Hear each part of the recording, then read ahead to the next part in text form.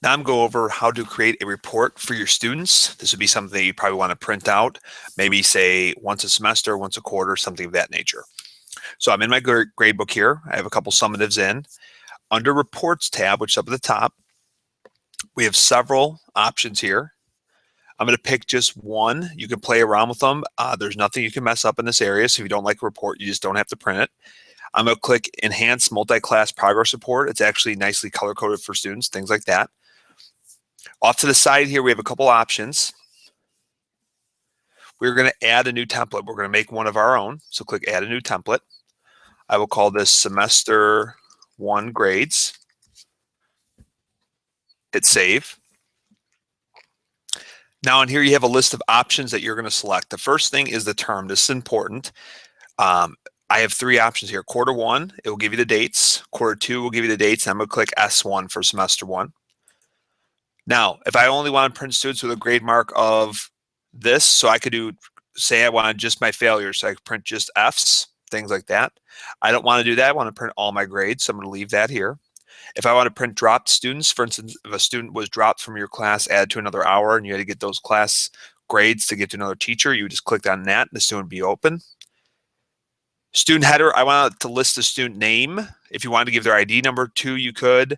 Display attendance totals, you could. That would be a nice feature. Down here, I only want to print this class. If you do not print only this class, it will print all of their classes. So I have this option too. This might be nice for a study hall teacher, seminar teacher. I'm going to print only this class just because that takes some time for it to run. And then events to print, fields to print. Do not print any events or skills. Do not print events marked as no count. You could go through the options you want here. I'm okay with everything that's down there. I'm going to click Save. Now you'll see in your report list, but the template I created is up there. So here, I have a couple things. I have select different students, select different classes. I'm going to click on select different students, and this is my English 4 class. This is period 3 currently. Say I just wanted to print those 2 students. I'll unclick that one. I'm going to click Print. Now, this queue will show you when it's running. It takes a little bit of time to do this. As you get later in the semester, it will take a little bit of time, a couple minutes to run it, and that's okay. If you do the one where it clicks for all classes, it takes quite a bit of time to run. So be prepared for that.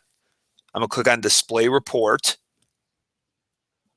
And now you have a pretty nice visual to give to the student. It will list the power standard and then the indicator along with it. It will give the summative, the due date for that summative, and the grade that they received. Along with that, up here in the bold, that's their overall grade for that power standard. As you kind of scroll through here, each one is 2 pages. It has a nice page break to it. This would be a spot where you could have parent, guardian, maybe student sign it if you wanted to. If you see these that are compressed down here at the bottom, those are compressed because we don't have any scores in for those particular ones at this time. If I wanted to print, I'd come up here to the right, hit print, and select the printer of my choice.